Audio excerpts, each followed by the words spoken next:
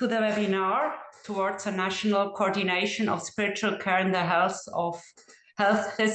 healthcare system in Switzerland. I am delighted to welcome you here today. We would like to introduce ourselves. Claudia Graf works for the Reformed churches in the cantons of Bern, Jura and Solothurn, upper part. She's responsible for special pastoral care, including chaplaincy and healthcare, presence in the army and the asylum system, as well as palliative care. My name is Christine Stuber.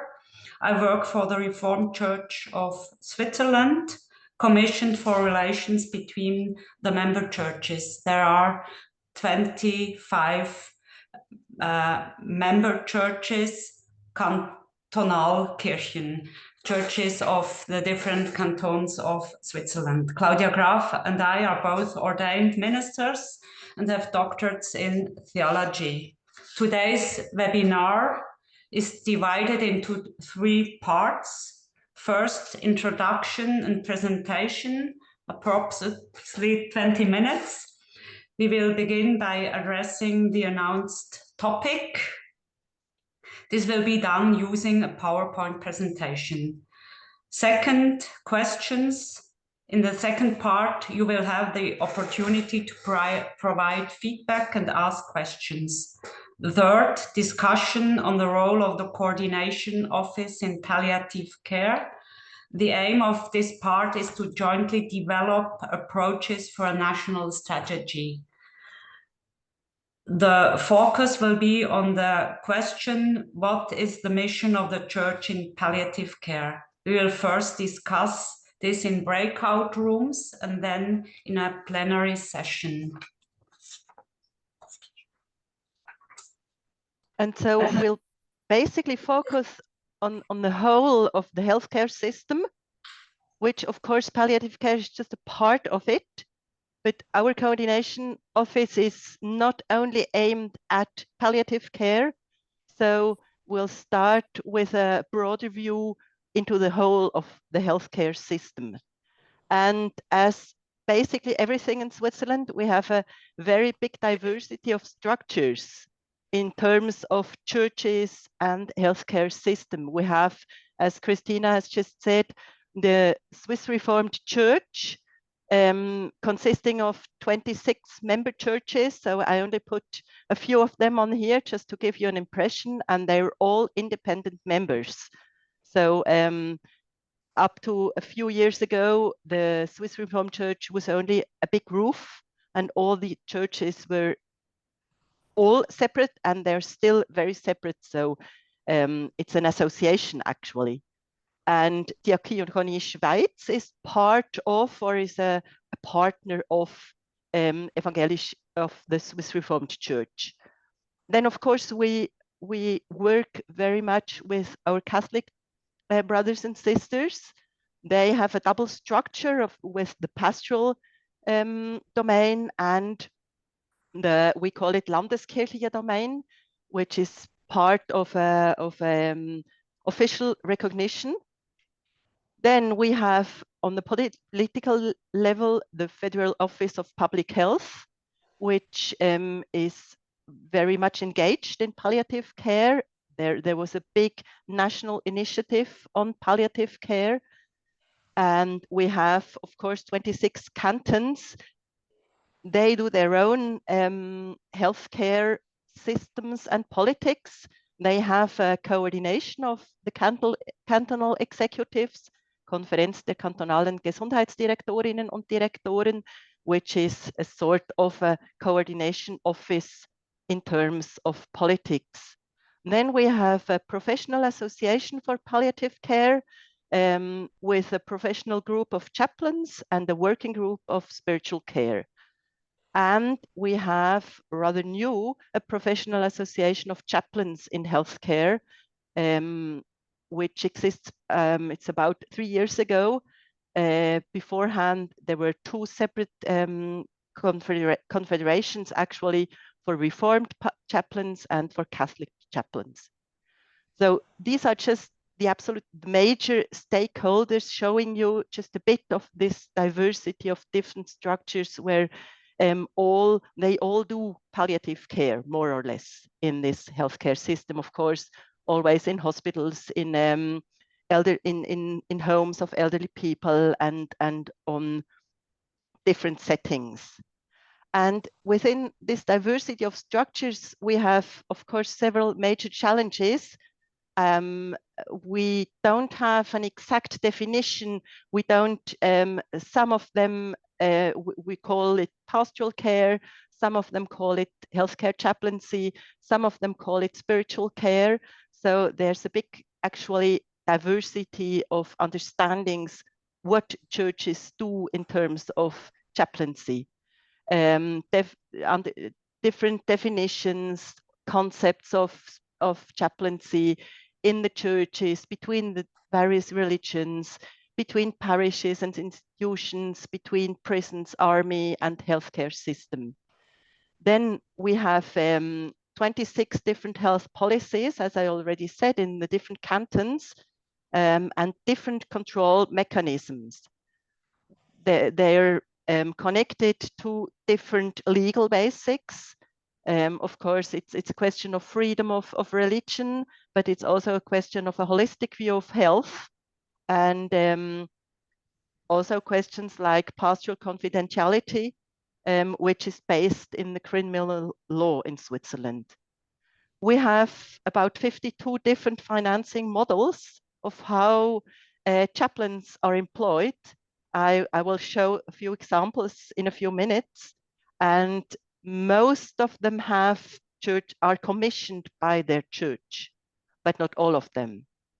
We are actually quite a lot working on the theme of charting, which is also on a European level a major theme.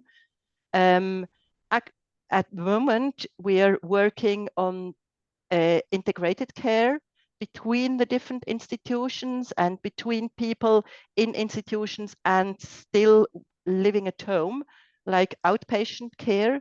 How can we provide church services and chaplaincies in these settings, or integrate the different services? And just to give you one example, at the moment, we have a big national strategy on dementia. And just to give you a few examples, in the canton of Zurich, chaplains are employed by the Reformed or the Catholic Church. In the canton of Bern, where I work, chaplains in healthcare are employed by the hospitals or the homes. In the canton of Solothurn, chaplains are employed tripartite by hospitals, state, and churches. And in the canton of Aargau, chaplains are employed by the Reformed and the Catholic Church jointly and partially funded by the state. Just to give you an example about the major challenges and these huge differences we work in. So you can understand there's quite a big need of coordination. And we're very pleased that already 2018, the Catholic Church actually took an initiative, and there were several approaches. And since 22, there was continuous work by project group. There were consultations with different stakeholders. And last year, the contractual partners actually adopted and voted for the creation of a new national coordination office. Its objectives are lobbying and enabling a good framework to give good conditions for chaplaincy and healthcare, to coordinate, to network, and to enable a dialogue platform. So actually our aim is to join forces and enhance our visibility by coordinating the various efforts of churches in healthcare with a national and ecumenical strategy. So coordinate between Reformed Catholic, between parish and pastoral care and specialized chaplaincy, and on a local and on a national level. We are very pleased that the coordination office is actually right now starting. You see a picture where the contract was signed, and our big chief, Rita Famos, in the middle. It's and her Catholic and Reformed partners. We are just starting with a commissioner. It's Dr. Claudia Graf.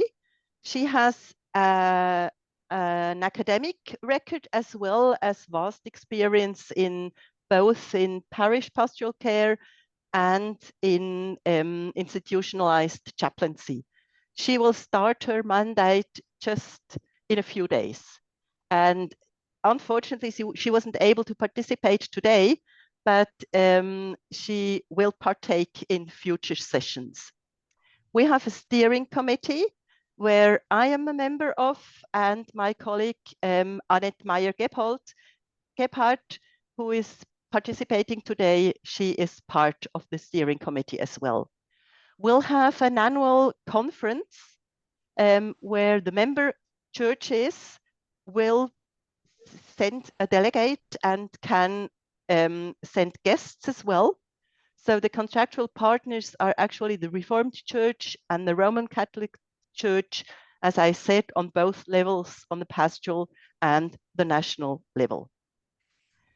So this was just very fast train. And now, Christine, I give you the word if there are questions. Now you're invited to give feedback and ask questions.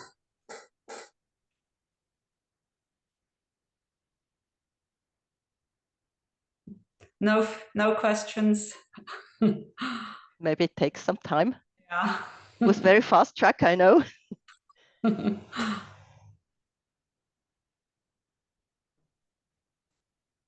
Hannah, you're looking like you want to say something.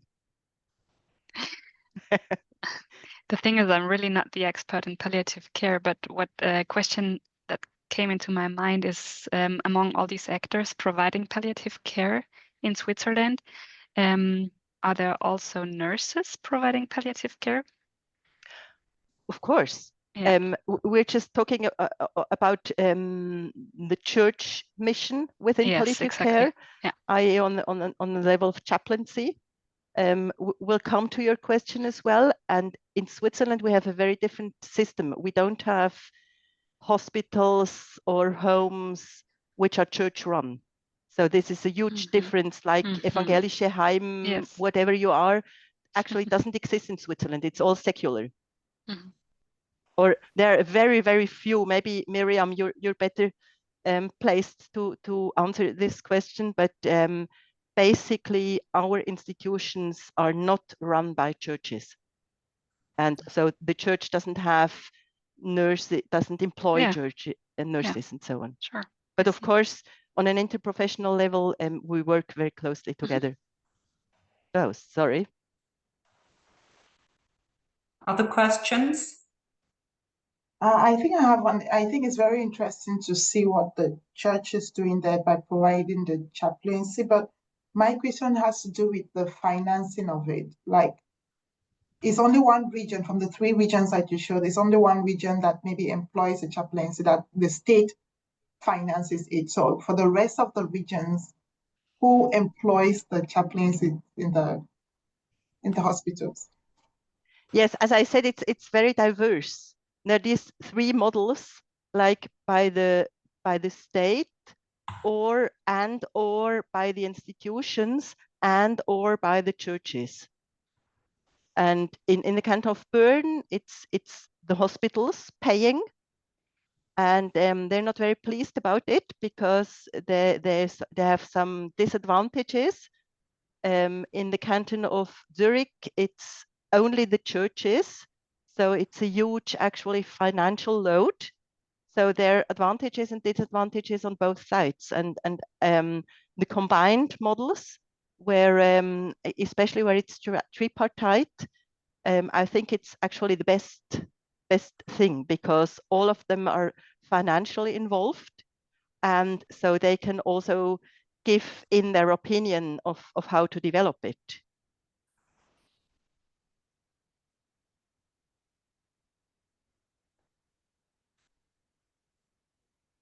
So maybe, Christina, we continue and maybe questions come along. Yes. We knew we didn't have much time, and we basically sorry, I need to share again. We basically wanted to be in contact with you. So we knew this huge picture is actually, it's just the structure, and we're quite proud that we managed to create this new coordination office, but it's more interesting actually what it's doing. And as we haven't started yet, we thought maybe we could profit of your presence to already get some material and actually focus. Sorry, again, where are we here? There we go. So, and without my notes. So actually now to focus within healthcare on the effort of churches in palliative care. And there as well, we have many different efforts actually along. We have in several cantons, we have commissioners as myself who work with nurses in different committees. We have a national reform professional group. We have various mandates on professional and working groups. Selectively working churches have been involved in the field on an interprofessional level, in the institutions, on projects like the World Day on Palliative Care on the 11th of October. And so we work together in different networks. I just pick out one initiative in the canton of Aargau. You remember it's the same canton where Catholic and Reformed Church already work together closely. And they have set up a very big, actually, they have a contact point where they provide volunteers in palliative care. You can see it maybe on the screenshot. Ich brauche Begleitung und ich biete Begleitung an, which means people looking for volunteers and people volunteering.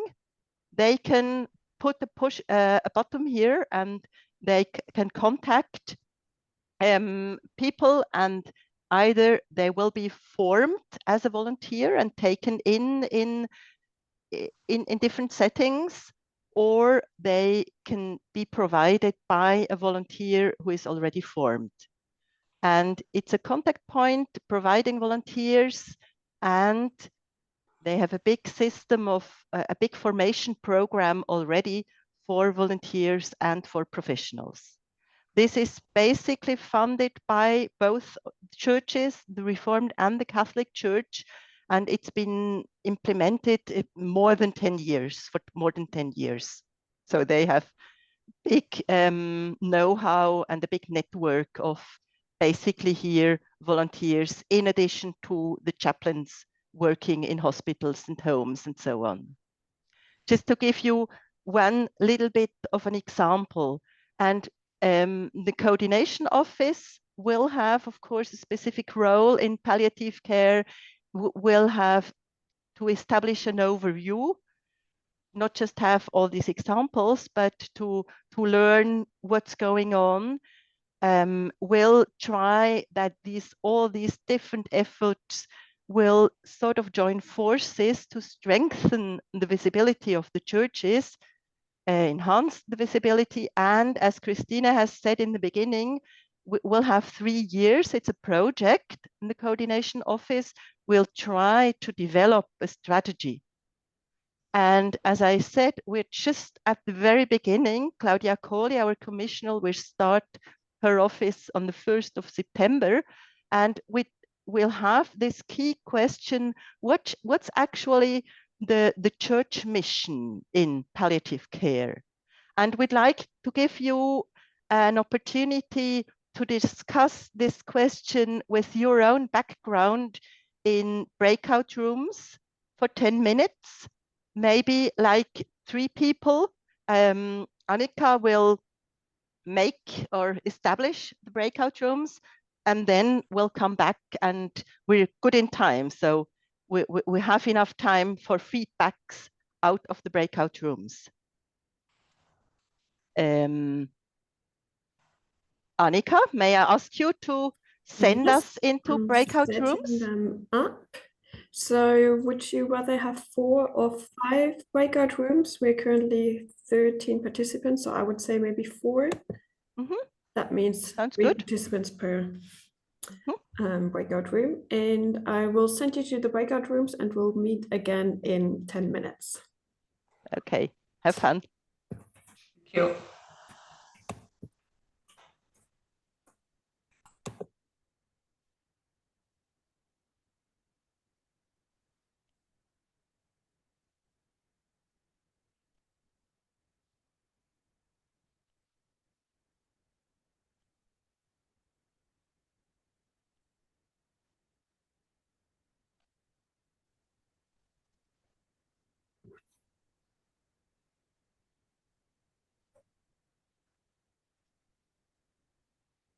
Kannst du es mir nochmal senden, Annika? Aber du kannst mich auch gerne mit zu Salomo in die Gruppe, weil ich habe leider nie, sorry for talking German.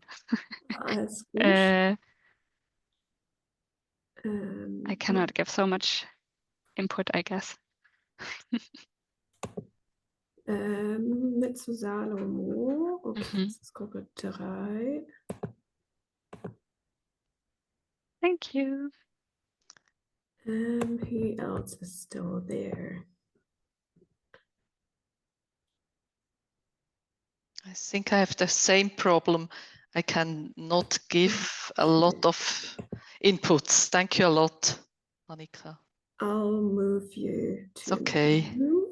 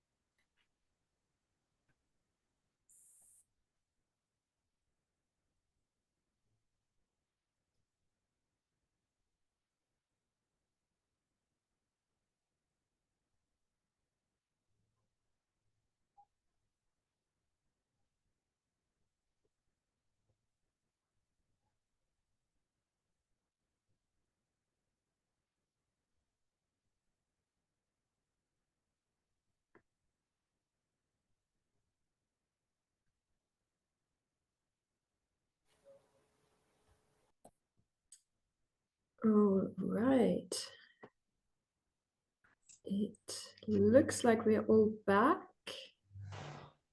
Just as an information, in the end, we had 3 breakout rooms, just for the organizers to know for the following discussion.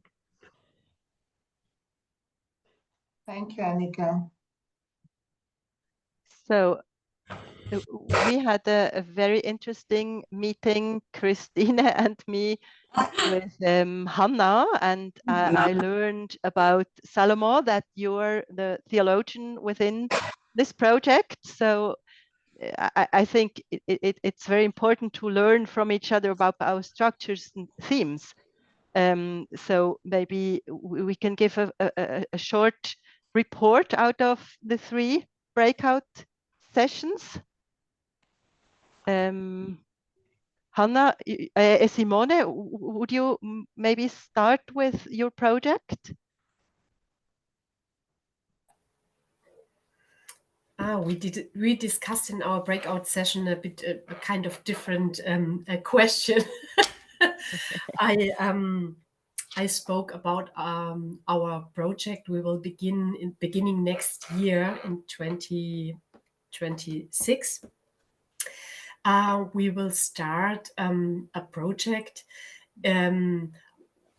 with certain care facilities to speak about death and speak about palliative care with the community, with the churches out there, to establish a different behavior if we speak about death and how we would like to die at the end. So we would like to establish letzte Hilfekurse. I don't know the word in English. And last aid. Yeah, last aid. Yeah. Last aid. Yeah, courses and coffees to bring together the people in the communities. Maybe. Thank you, Simone. And I'm just, because I see that some people are just newly have joined us, and we tried to discuss in the breakout rooms what is the church mission in palliative care. And I realized in our breakout session with you, Simone, that your Evangelische Heimstiftung GmbH is sort of a national coordination office for the diaconie work within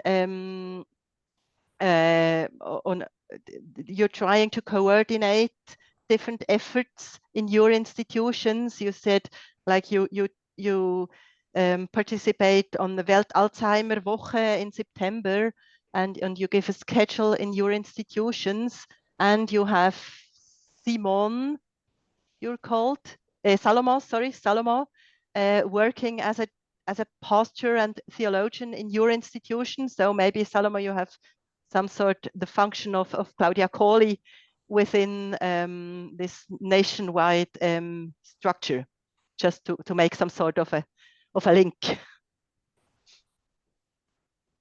So maybe, Salomon, you continue with your breakout session and give us an insight what you were discussing. I try. Evangelische Heimstiftung is not national-wide. We are only in southern Germany, and only institutions for elder people. So we mostly are impressed what's going on in Switzerland, because in Germany there is not much role of the church in palliative care, sadly. So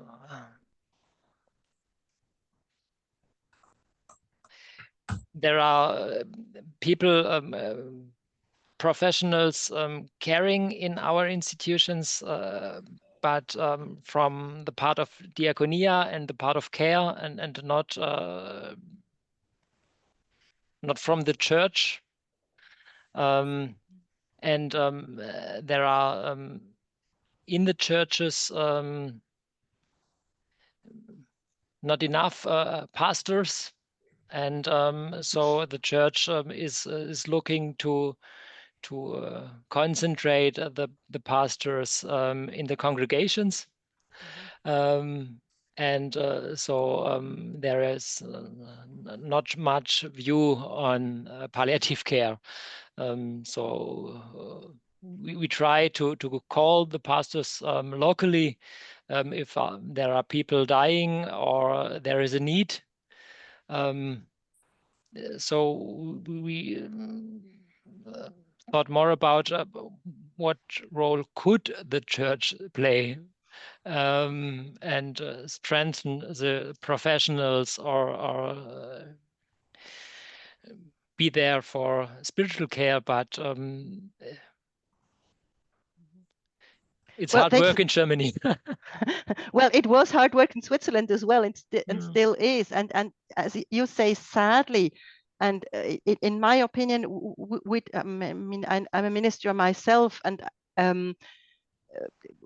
of course, we don't have enough ministers in the parishes, but I think it's very dangerous for the church, especially for the big official churches, to only concentrate on the parishes. I think it's very important to reach out into society. And I see Catherine Berger has joined us. She is prominent member of our steering committee, and she is most responsible for what has happened. Maybe Catherine, you say something. Maybe you know a bit about the German situation, or you can give a reaction to Salomon. And actually, Catherine Berger is vice president of the Swiss Reformed Church. So welcome on board. Thank you. Thanks. I have to go out on the train, so I have to leave the train in a few minutes. So I'm very sorry that I joined just for a few minutes. But I think there is. I like to say the same. You said, Claudia, that it's very important that churches works together with society, within the society, and also with organizations. We have the organizations for Gesundheit. Sorry, I'm not in the English. Healthcare system.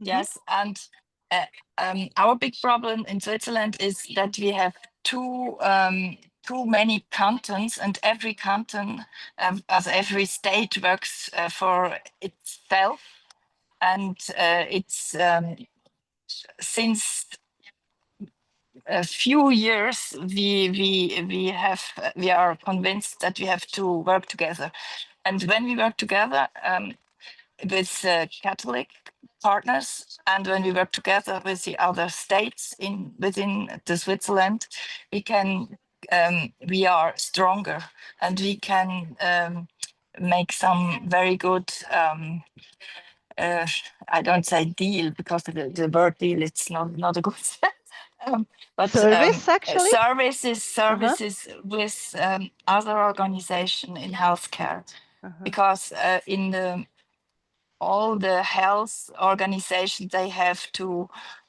look for money. And so, sorry, I have to show my ticket and I'm very sorry that I'm so inconvincible. Well, thank you, Catherine. And I will join a moment.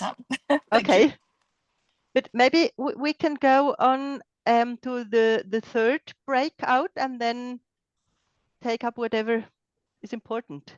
Who was in the third breakout room? I was in the third breakout room, but I don't know if one of our members wants to speak. If not, okay. So we had persons from Switzerland, we had another person from Norway and from Serbia.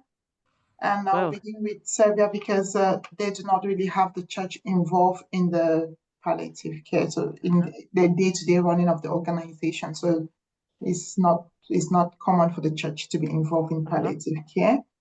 And in Norway, the church is somewhat involved, if I'm correct. No, the church is not also involved, but they do offer palliative care and spiritual care if it's requested.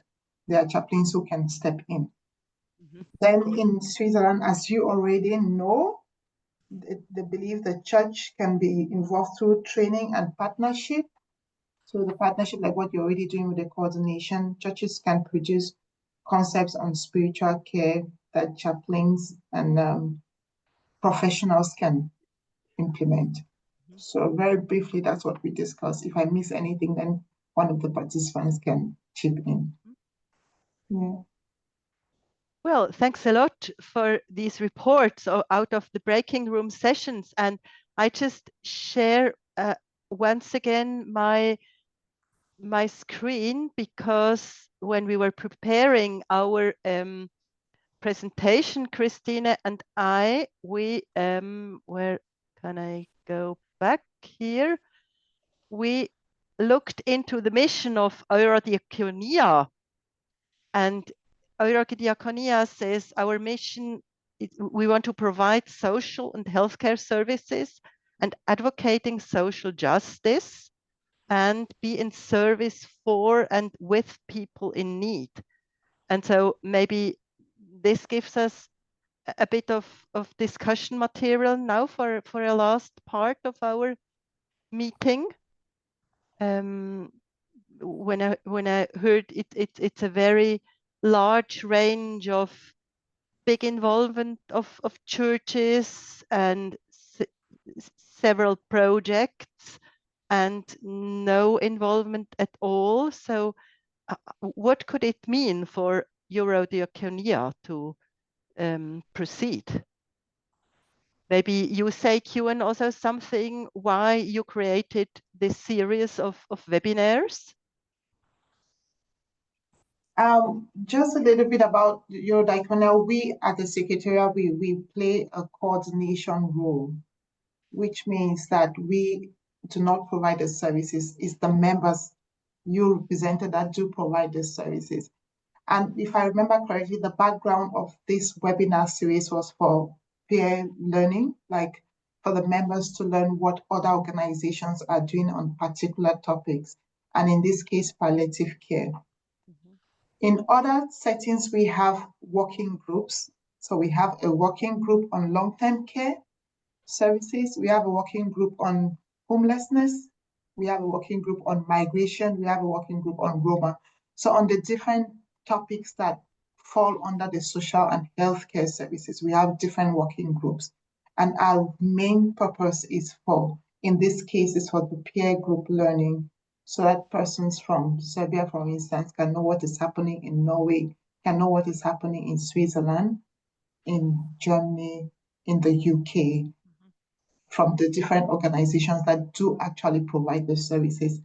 Besides knowing what is happening, knowing the challenges that they face, and also looking at the solutions that they do adopt to face those challenges. Then what we do also as the Secretariat is to produce reports, and in some instances, our advocacy, since I highlighted the advocating for social justice, we do have advocacy work, and we do have events and reports and briefings towards our advocacy work. So very briefly, that's what we do. Yeah, it's a platform. We do provide the platform for this learning. Yeah. I don't know if that answered the question, but Anika, you can also chip in if you want, since you're also in the Secretariat. I think you summed it up quite precisely. Okay.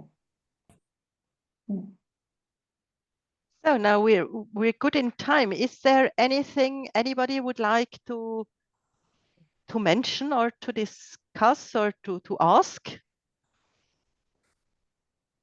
Maybe Annette, you say something. You're part of our steering committee as well, and you heard now what was being said. Yeah, I shared in the room the experience of our canton in Waadtland, and I'm very happy that you explained the objectives of our new coordination group. But I think that your gathering shows also that in Europe it's in a variety and diversity, and I'm a little bit afraid to to ask myself how we can join our forces, our experiences, to have really a voice to defend the role of the churches in palliative care, because it's no doubt that the churches have to have a role important, an important role in this sense. So I with you. I see that Europe, it's a Switzerland in a major scale. Yeah.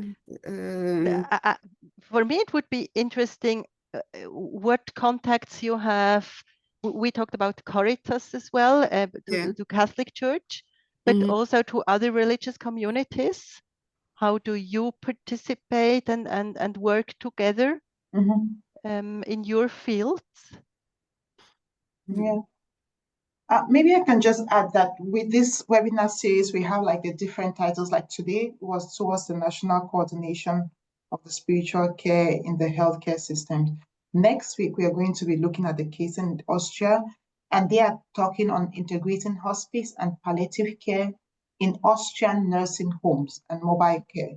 So this is the richness that we have, like we have the diversity and different approaches to palliative care. Because our network also, as Eurodiaconia, is not just churches, but we have Christian-based organizations that are not necessarily churches. Like in this conversation, I thought if the UK were present, because they have the Free Churches group, it could also be interesting to see what they're doing. I think it would be nice to hear from them. I'll get in contact with Karen and see if they can have, they can run that such would be a great. session. Yeah. Such a session, maybe not this year, but next year. And the church in Scotland also, I think they do something on palliative care. They're very active, Yeah. Then the Netherlands, their own title will be Dutch Situation with Respect to Diaconia on the one hand, and developments in palliative care, including spiritual care. So we have these different approaches that I think makes the conversation not just interesting. Yeah, interesting. Now I see, Catherine, you have left your train. Yes, sorry. I have one issue for me. It's the education. If it happens that that all the medical persons can have education with the people from the church. We have some courses in palliative care for people who are professionals, but also for people who are not professional. They are Freiwilligen. Volunteers. They are volunteers. And in our state, we have a collaboration with the Careum. And I think there are people meeting from the healthcare with people from church, and they learn about each other. And there, I think it's a very big and important issue to come together and that church can work together in the society. If church only works with itself, there is no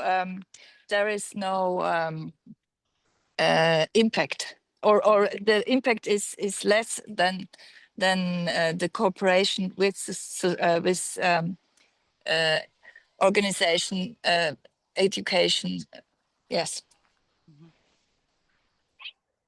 It's actually like the mission of Eurodiaconia to work together towards more social justice. With in German we'd say the people of goodwill. Actually, everybody who wants to contribute towards more social justice. Yes, yes. There are many people, they don't know what church is and what churches do. And if they hear about it, they are very interested.